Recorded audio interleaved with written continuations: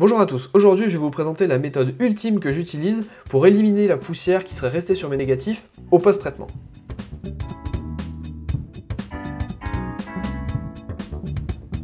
Si vous êtes comme moi et que vous scannez vos propres négatifs à la maison, vous aurez sûrement remarqué que malgré toutes les précautions que vous avez prises pour éliminer la poussière, il reste toujours des petits points blancs quand vous importez vos photos dans votre logiciel de retouche. Le but de la vidéo d'aujourd'hui va donc être de vous montrer la méthode que moi j'utilise pour vraiment éliminer toutes ces petites poussières.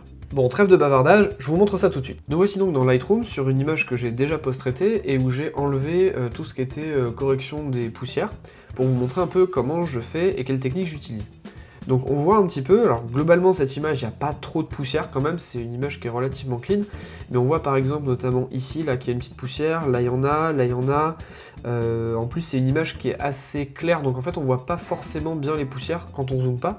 Et alors en fait l'idée de la technique que je vais vous présenter, c'est qu'on va zoomer sur un bord de l'image, et ensuite, alors sous Mac, le raccourci clavier c'est FN, Maj et les flèches.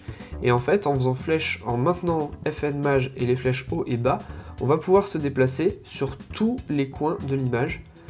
Et du coup, on va vraiment oublier aucune zone. Ce qui est vraiment pratique quand on retouche notamment des poussières. Donc là, vraiment, là je la passe rapidement, mais on voit vraiment tous les endroits où il y a des petits points blancs qui correspondent aux poussières qui ont été laissées lors du scan.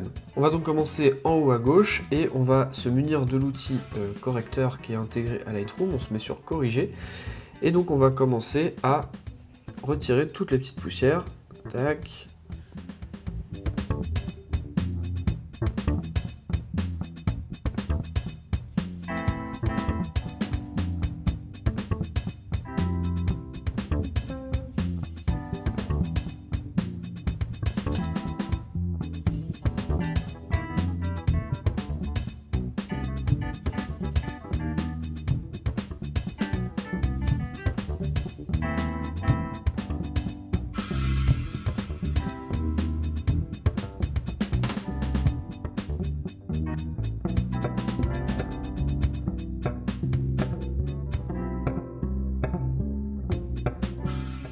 Et voilà, du coup on est arrivé au bout en nettoyant cette dernière petite pétouille. Et donc une fois qu'on a fini, on double-clique, on double appuie sur Entrée.